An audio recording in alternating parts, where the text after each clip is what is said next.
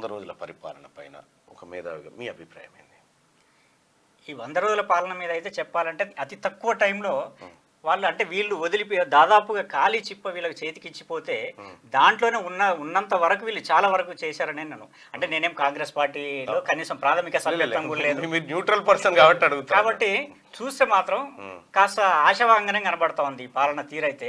అంటే ఇది ఇట్లాగే కొనసాగిస్తారా మరి లేదా అనేది మాత్రం తెలియదు, కొనసాగించాలనేది కోరుకుంటున్నాను. కొనసాగించమని ఈ ఫ్రెండ్ కుత్తరం ఎందుకంటే ఒక భయంకరమైన అంటే ఓ నిజాం రాజుని మించిన రజాకారులను మించిన ఒక 10 ఏళ్ళు మనం చూసి వచ్చాం.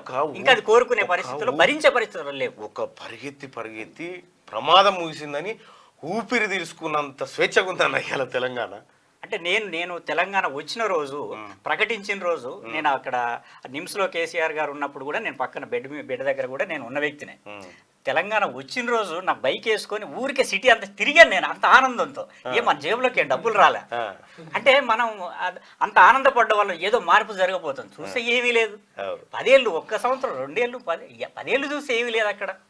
ఇంకా ఇక సరే మనకు ఆవేదనగా అనిపిస్తుంది కదా. మనం శత్రువర్గం కాదు, నీ బాగు కోసం మనం పనిచేసిన వాళ్ళం, నువ్వు నీ శ్రేయోభిలాషులమే. నువ్వు అధికారంలోకి వచ్చినాక కూడా 4 కాలాలు నువ్వు జనరంజకమైన పరిపాలన ఇవ్వాలని కోరుకున్నావు.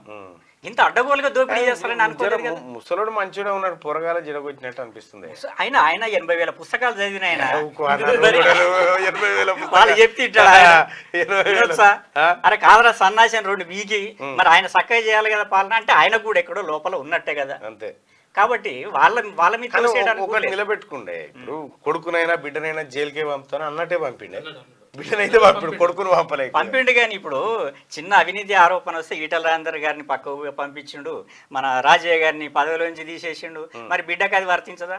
ఎందుకు వర్తించదు? మరి బిడ్డకి ఏమో లక్షలు పెట్టి ఆ లాయర్లను పెట్టి బయటికి రావడానికి ఇంతగానో మొత్తం ఆడ ఢిల్లీలో పాగా. కేసీఆర్ నిజంగా ఇప్పుడు ఈ మిత్రుడి ఆలోచన ప్రకారం, కేటీఆర్ మిత్రుడి ఆలోచన ప్రకారం నిజంగా కేసీఆర్కి ఏమాత్రం ఉన్నా 2 చెంప మీద వేసి లోపట్నే బెటరీ ఓ ఏడాది ఉన్నాను తప్ప అని అనాల్సిన ఎవరిని కవితని అనాల్సినటువంటి వ్యక్తి. అప్పుడు నేను నమ్మేవాళ్ళం కనీసమైన.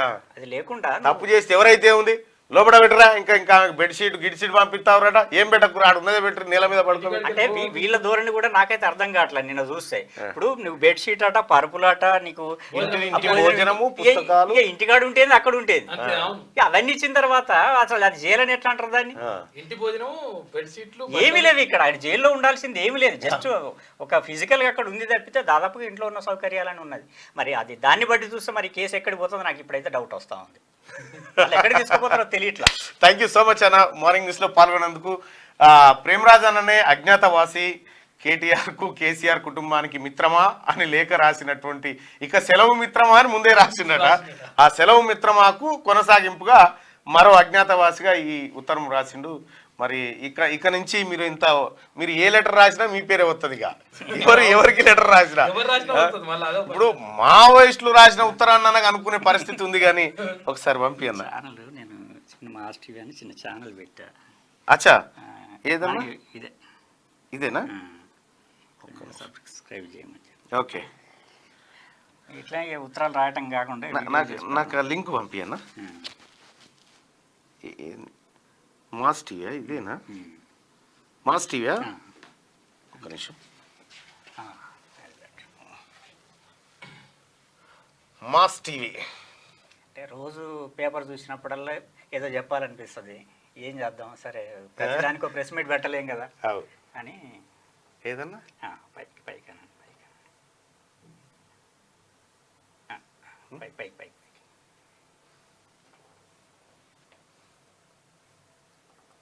ఇంకా 2-3 ఉన్నాయి మాస్ టీవీలు.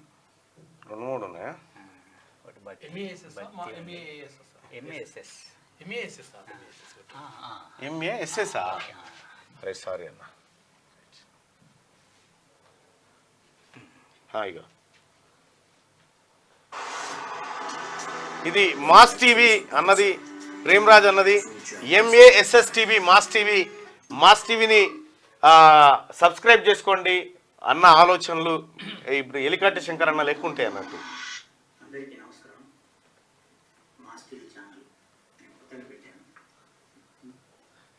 అచ్చా, సో ఆలోచనలు మాత్రం చాలా అద్భుతమైన ఆలోచనలు ఉంటాయి. దయచేసి మిత్రులారా, మార్నింగ్ న్యూస్ చూస్తున్న మిత్రులారా, మాస్ టీవీని సబ్స్క్రైబ్ చేసుకోండి. మాస్ టీవీని ప్రజల్లోకి తీసుకుపోండి. ఆలోచన ప్రజల్లోకి తీసుకుపోవడం అన్నట్టు దీన్ని సబ్స్క్రైబ్ చేసుకోవడం అంటే. సో ఇది ప్రేమరాజ్ అన్న అజ్ఞాతవాసి, మన ముందుకు వచ్చినటువంటి అజ్ఞాతవాసి ఇవాళ రివీల్ అయిపోయాడు. దొంగ దొరికిండు. దొంగ దొరికిండు. థ్యాంక్ యూ సో మచ్ అన్న మార్నింగ్ న్యూస్లో పాల్గొన్నందుకు ధన్యవాదాలు.